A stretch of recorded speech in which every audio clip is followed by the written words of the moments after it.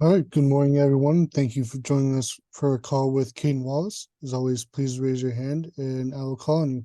We'll start with Rich Garcella. Morning, Caden. Thank you for your time. Morning. Caden, how would you, a few days later, but how would you summarize how the offensive line played against Ohio State? I mean, it wasn't our best game. And we just looked at the tape on Sunday and, as an offense as a whole, and we're going to come back from it. Donahue. Caden, good morning. Thank you for doing this today. I'm curious what kind of an atmosphere you guys encountered on Sunday. How do you think the team responded, from the staff to the youngest players on the roster to the loss? Losses are really a tough thing for, us to go through. I'd say we're honestly just focused on correcting the mistakes that we made and, moving forward from them because it's a long season ahead of us. McConaughey. Caden, thanks for your time. Really appreciate it. Following up on that, you said it's a long season. You're an older guy on this team. You've experienced something similar like this before in terms of having to move on from a loss and keep focus and move forward.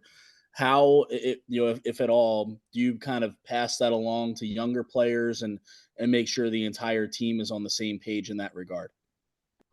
Yeah, it's really all about like showing the young guys, not to get, too down, I guess.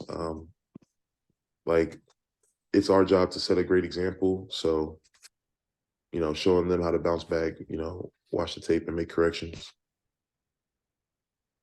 Big Pickle. Caden, when you watch Indiana on film moving into this weekend, what do you like about, or what stands out to you about their defense? They're physical guys. They like to move around a lot. Yeah, just excited to get after them on Saturday. Bonnie Collins. Hey, Caden, do you feel like teams learn more about themselves in tough times than in good times? And if so, what have you guys learned about yourselves in the last couple of days? It's a good question. I'd say I learned how resilient we are. You can watch the tape from the game. Like we never, gave up. Obviously, like we fought to the last play, and that's always positive. And we all have a good mindset for moving forward. Joe Smeltzer. Kane, thanks for the time. After obviously watching the film and looking at what went right and wrong against Ohio State, what has Coach Troutwine's feedback of the offensive line been from that game?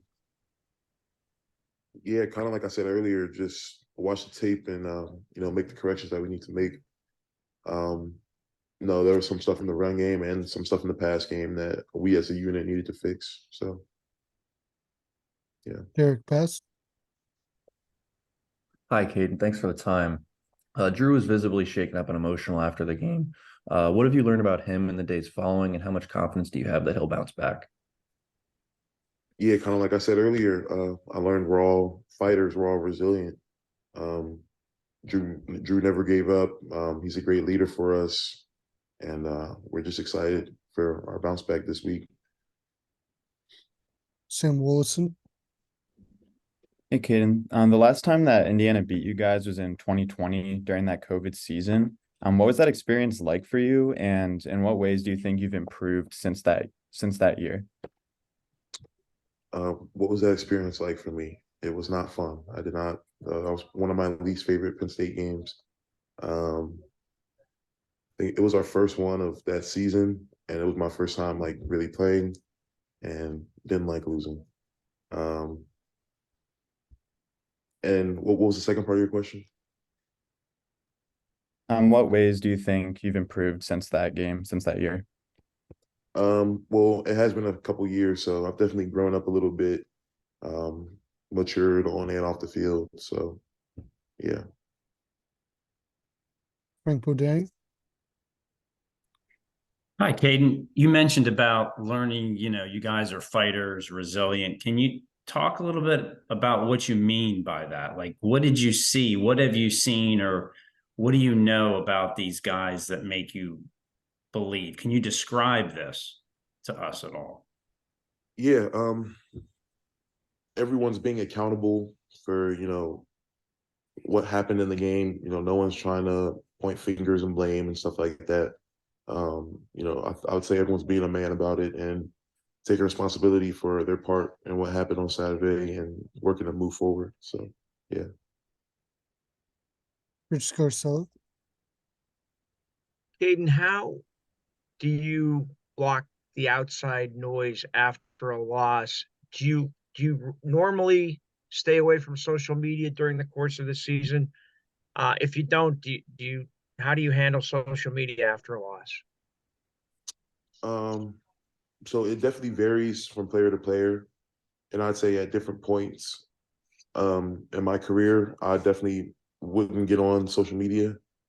Now I do get on. I get on social media. I honestly don't care what people have to say, other than our coaches and our players on the team. I just, yeah, I just can't bring myself to care about what people say online. Tyler Donahue. Caden, I know it's not necessarily easy to talk about yourself in a positive light after a team lost, but I'm curious now, through 7 games here in year 5 for you, facing one of your toughest opponents of your college career in Ohio State, how do you feel like you're playing football right now? What kind of level are you playing the offensive tackle position compared to maybe where you were in years past? Ooh, I think I'm playing. I think I'm playing pretty good. Yeah, I just got to stay focused, keep my head on my shoulders. But I mean, I would love some feedback, from you guys. Maybe I thought I was playing pretty good. I'm sure we'll get that. We'll get that to you by the end of the season, I'm sure. I just was curious on your thoughts right now. I got you. Yeah. Yeah, I think I'm playing my best ball right now. I think in years past I've played like this, and it sounds crazy, but I'm really not even trying to think about any of that stuff. I'm really just trying to stay 1-0 and prepare each week for the game on Saturday and do the best I can. Ryan McGonigal. Yeah, Caden, there was a drive in the Ohio State game. I think it was the first field goal drive where Nick had a couple of bigger runs. You made a block on one of them getting up into the second level. It felt like there was some juice there in the running game. Were you surprised? I know you're not calling plays or anything like that, but were you surprised at all that they seemed like it was going away from the run from that point on after that drive a bit? A tough question. I don't know. That's a tough one. That's tough.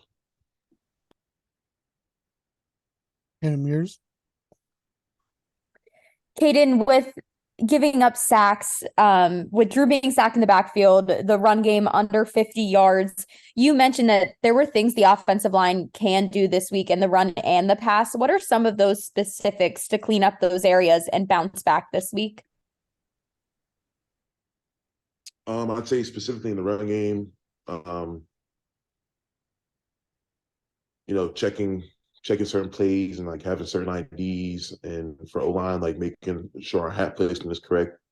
So we're giving the running backs the best read we can.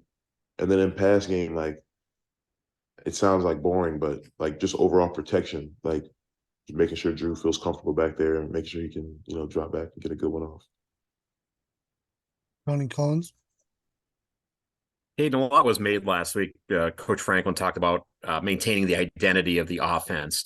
What do you think the identity of the offense is, and specifically as an offensive line?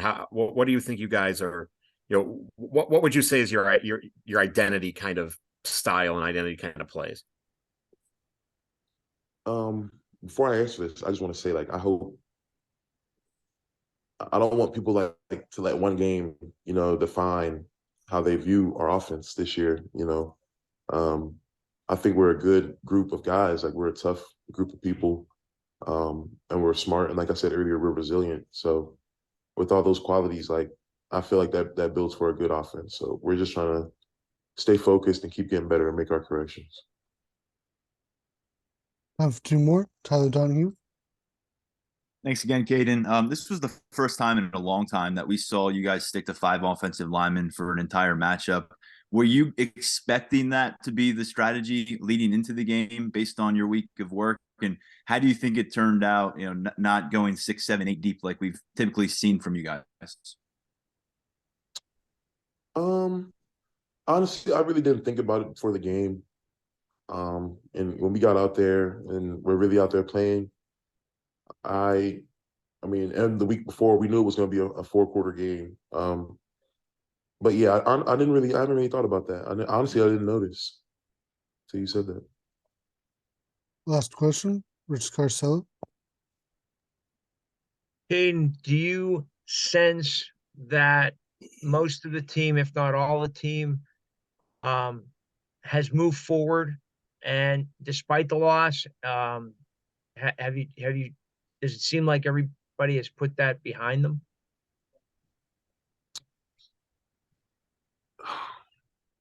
It's a little early to say move forward, or like put it behind them completely.